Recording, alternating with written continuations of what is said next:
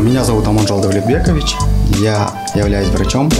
Там-то уже началось. Расскажите. Я исполнил свою мечту, исполнил мечту своей мамы, своих родителей. Да? Ваше первое рабочее место? Я жил в общежитии, и у меня была депрессия. Самая большая поликлиника города Караганды с численностью прикрепленного населения 80 тысяч. Это тоже о чем-то говорит. А во время работы какой пациент вам больше всего запомнился? Онкологические пациенты. У них существует зеленый коридор. Какие еще есть поддержки именно в сфере медицины? Проходите профосмотры. Я сам звонил своим пациентам и объяснял. У нас есть пакет ОСМС и пакет есть гарантированный объем бесплатной медицинской помощи ОБМ.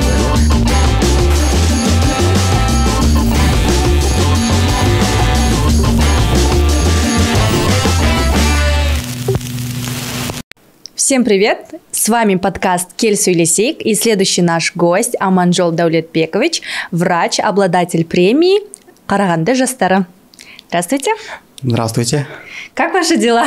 Дела отлично, все хорошо, слава Аллаху, доехали. Надо отметить, что вы специально для нашего подкаста приехали на транспорте из Караганды в Астану, да? Да. Спасибо, хотим поблагодарить. А теперь расскажите, пожалуйста, о себе. Меня зовут Аманжол Давлетбекович, я являюсь врачом. Сам родом я с города Экибастуз, поселок Торткудук. Всю осознательную жизнь я там рос там, с родителями, да, закончил 11 класса. После 11 класса, как и у любого взрослого человека, выбор стоял, куда поступать. Тогда в приоритете для меня уже стояла медицина, потому что мне всегда нравилось помогать людям, и вот эти вот эмоции, они реально настоящие, когда ты помогаешь человеку и видишь это облегчение. Сестра всегда хотела быть стоматологом. Да, и она тоже в этой школе училась. В общем, один национальное тестирование сдала, набрала хороший балл в тот год, но она не смогла поступить на стоматолога, и родители расстроились. Я домой прихожу, помню, и захожу, и мама расстроена сидит. Я говорю, а мама Гульнар зала, говорю, что случилось? Говорит, вот, Риза не поступила на грант. Мне кажется, для любой семьи оплатить учебу в медуниверситете, это стоило в тот год 800-900 тысяч, в год. Да. Это колоссальная нагрузка на семью. То есть я с обычной простой семьей. Тем более стоматолог востребованная зашел профессия. И посмотрел, как расстроена мама, думаю, я город Караганда я вообще не знал. Я говорю, мама, не переживайте, следующий год я заканчиваю школу, я поступлю в медицинский карагандинский, еще и на грант. И так вышло, то есть я исполнил свою мечту, исполнил мечту своей мамы, своих родителей, да. Парень сельской местности, закончил 11 классов в сельской школе, поступает туда, соответственно, это медицинский университет. Первое время я жил в общежитии, и у меня была депрессия. Уйти с пути. Была такая мысль, я как-то с мамой разговаривал, говорю, мам, я устал, мне тяжело, я не могу. Давайте я лучше педуниверситет уйду, как-то там попроще, а тут сложно.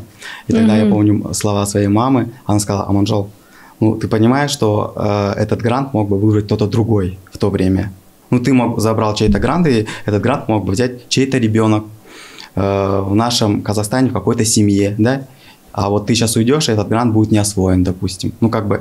Подумай хорошо. Я потом, помню, на следующий день позанимаюсь, мама, я вас понял, я сделал выводы, думаю, я иду до конца. Потому что первые 3 курса в медуниверситете, они самые основные, это база. Это анатомия, патологическая анатомия, гистология, откуда идет сам это биохимия, цикл Крепса, это прям основа.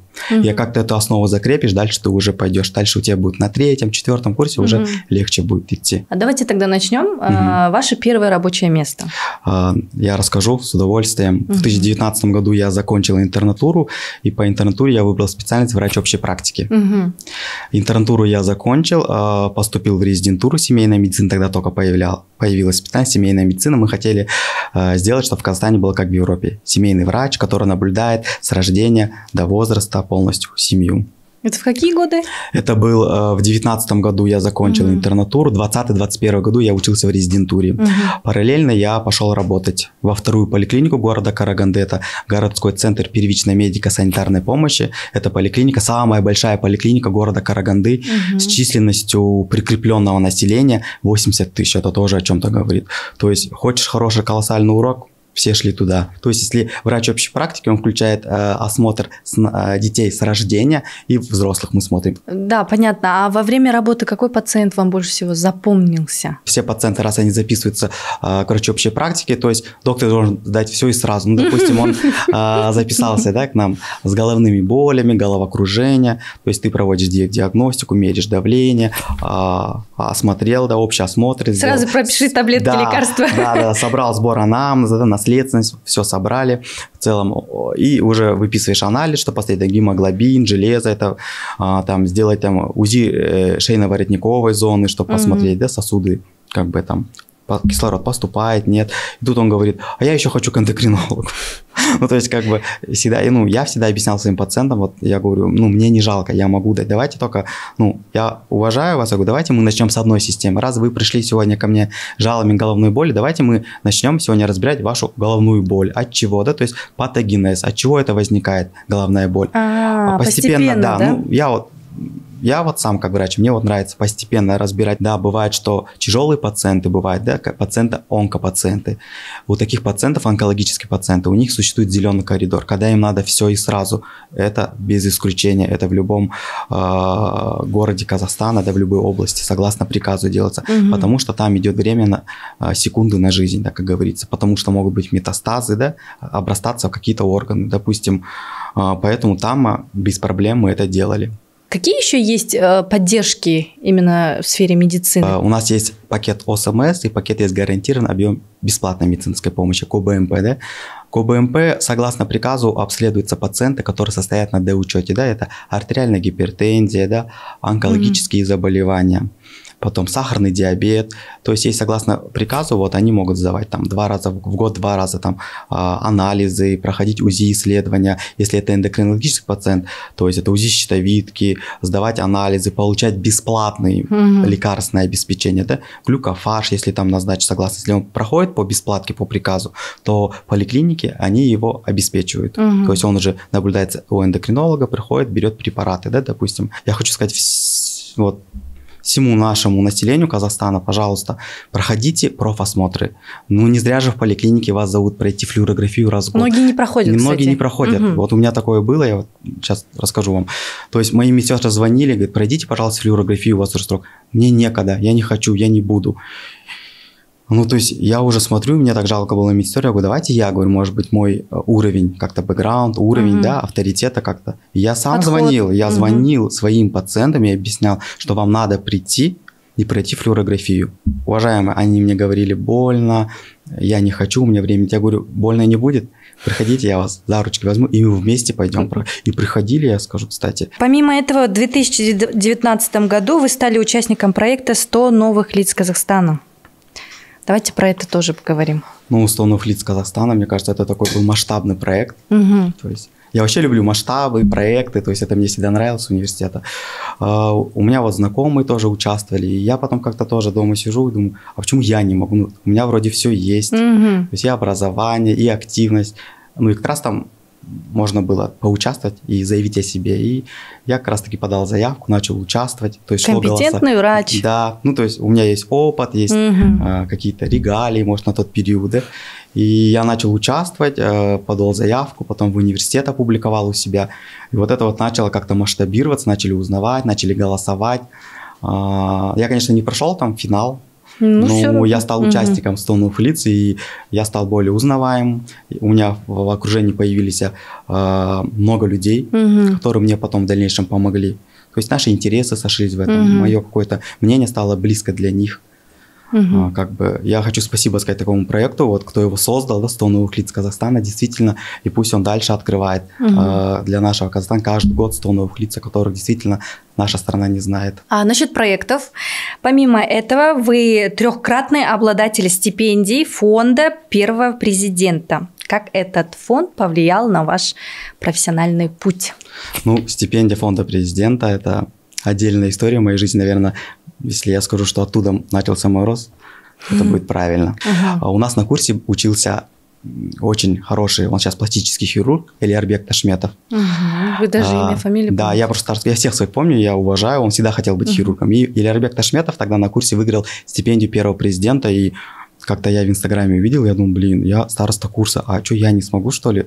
Вы сами с собой разговариваете и мотивируете себя. Да, то есть как бы вот это. Я, помню, Элербеку написал, говорю, Элербек, ты, может, мне поможешь там как-то поучаствовать. Всегда же чувствуется какая-то конкуренция, конечно.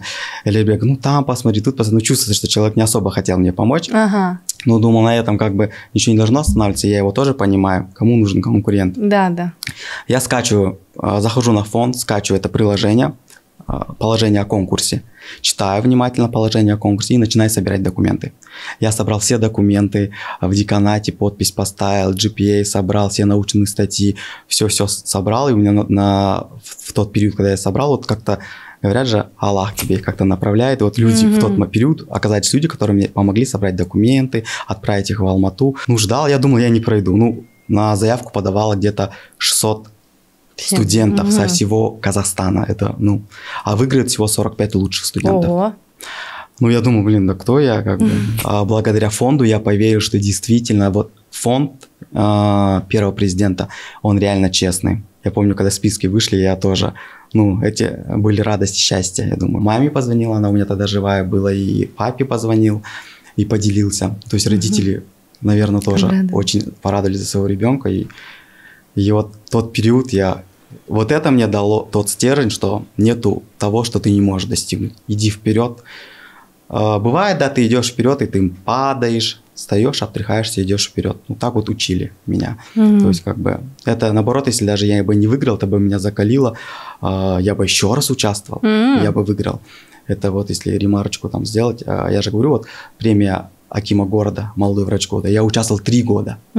И только на 3-й год я выиграл эту премию. То есть мог бы другой любой сказать, блин, там решаются, я не буду участвовать. Нет, мне надо гештальт закрыть. Я буду, я хочу, я иду. Вот как-то так. Вообще, чтобы стать врачом, что нужно, с чего начинать, какие качества нужны? Мне кажется, для каждого врача, я сегодня думаю, врач это должен быть хороший психолог. И самое главное знание. Знания первые, база это будет школьная база, это изучение биологии, не пропускать там естествознание, биологию, химию знать. И в медуниверситете это первые 3 курса. Это анатомия, топографическая анатомия, биохимия. Я думаю, кто в медицинском учится, они все меня поймут, это база. Вот как ты эту базу с 3-го курса сделаешь, дальше, как говорится, как корабль назовешь, так он и поплывет. Как ты базу сделаешь, так тебе дальше будет легче учиться. И самое главное, стремиться стать, действительно внести свой вклад в развитие здравоохранения и быть полезным в обществе. Чтобы он прям хотел помочь, чтобы это было от чистого сердца. Когда ты хочешь это от чистого сердца, люди все чувствуют. Да. И мне кажется, людей не обмануть. Супер, спасибо большое. Очень интересная жизнь у вас, если честно. Спасибо, удачи. Мы очень верим, что вы откроете этот фонд и достигнете своих целей. Спасибо, что пришли и уделили нам время.